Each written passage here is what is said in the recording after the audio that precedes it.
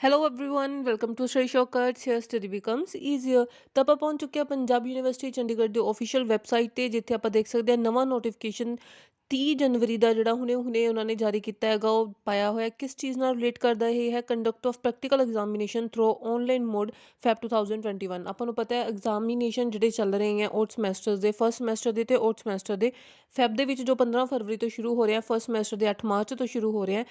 ਤਾਂ ਉਹਨਾਂ ਦੇ ਜਿਹੜੀ ਐਗਜ਼ਾਮੀਨੇਸ਼ਨਸ ਹੈ ਉਹ ਆਨਲਾਈਨ ਮੋਡ ਨਾਲ ਲਏ ਜਾਣਗੇ। ਉਸਦੀ ਡਿਟੇਲਡ ਇੰਸਟਰਕਸ਼ਨਸ ਜਿਹੜੀਆਂ ਨੇ ਉਹ ਪਾ ਦਿੱਤੀਆਂ ਗਈਆਂ ਸੀ ਸਾਈਟ 'ਤੇ, ਉਸਦੀ ਵੀਡੀਓ ਵੀ ਆਪਾਂ ਬਣਾ ਚੁੱਕੇ ਹਾਂ।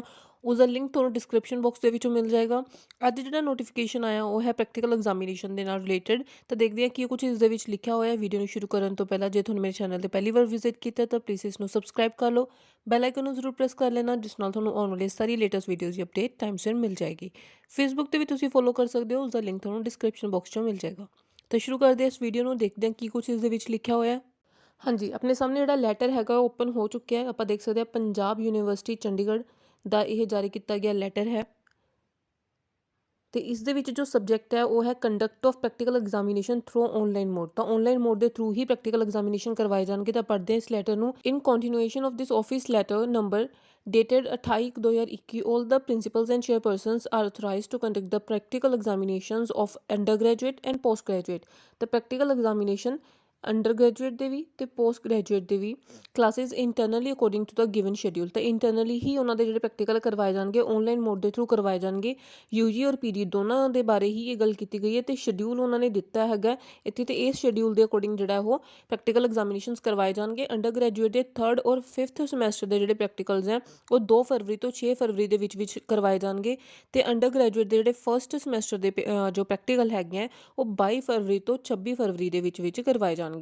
ਪੋਸਟ ਗ੍ਰੈਜੂਏਟ ਦੇ 3rd ਸਮੈਸਟਰ ਦੇ ਜਿਹੜੇ ਹੈਗੇ ਆ ਉਹ 2 ਫਰਵਰੀ ਤੋਂ 6 ਫਰਵਰੀ ਦੇ ਵਿੱਚ ਹੋਣਗੇ। ਅਤੇ ਪੋਸਟ ਗ੍ਰੈਜੂਏਟ ਫਸਟ ਸਮੈਸਟਰ ਦੇ ਜੋ ਪੇਪਰ ਆ ਉਹ 22 ਫਰਵਰੀ ਤੋਂ 26 ਫਰਵਰੀ ਦੇ ਵਿੱਚ ਕਰਵਾਏ ਜਾਣਗੇ।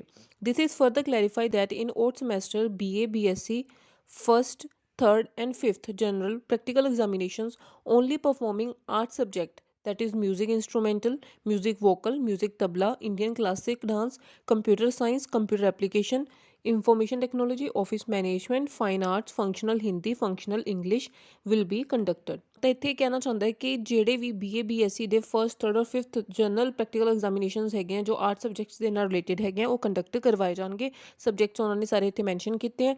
ਇਹ ਜੋ ਆਪਣਾ ਅੱਜ ਦਾ ਨੋਟਿਸ ਸੀਗਾ ਇਹ ਕਿਸ ਚੀਜ਼ ਨਾਲ ਰਿਲੇਟ ਸੀ, ਪ੍ਰੈਕਟੀਕਲ ਐਗਜ਼ਾਮੀਨੇਸ਼ਨ ਜੋ ਕਿ ਆਨਲਾਈਨ ਮੋਡ ਦੇ ਥਰੂ ਕਰਵਾਏ ਜਾਣਗੇ।